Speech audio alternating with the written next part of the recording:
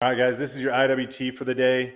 I'm going to read through this training session real quick. Then we'll talk about strategy and the intensity with which you guys want to approach these training sessions so that you get the full benefit of them. That way you can raise your conditioning level to where you want it to be and then put it on your training partners on the mats.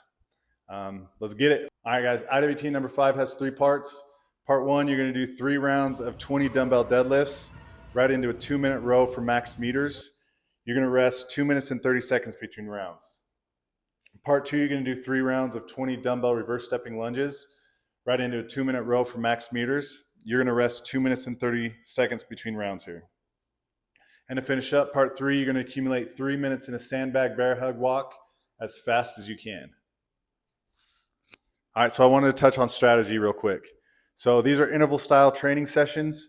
You're going to have a work window immediately followed by a rest window. Inside that work window, you're always going to see a movement followed by a cardio piece. When you do these movements, I want you to think about doing them with like perfect technique, very efficient. Try not to push the pace to where you're compromising your technique.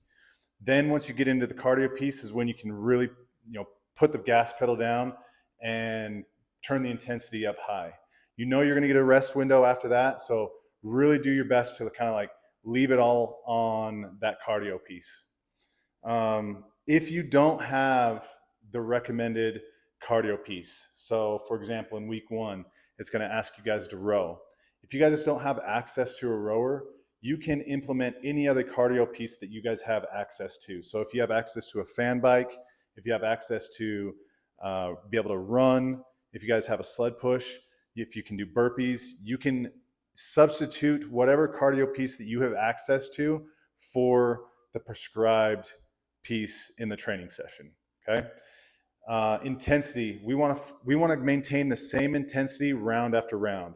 I see way too many guys that come out super hot and then they'll die off. So they'll come out at like a 10, and then in the later rounds their intensity will be at like a 5. Or some guys are just like limp and they can't even like train. So what we're trying to do is stay right underneath our threshold for every single round. And then as we do that, our body's going to get more efficient at sending oxygen to the muscles to recover faster, for us to be able to really have a gas tank that never ends when we're on the mats.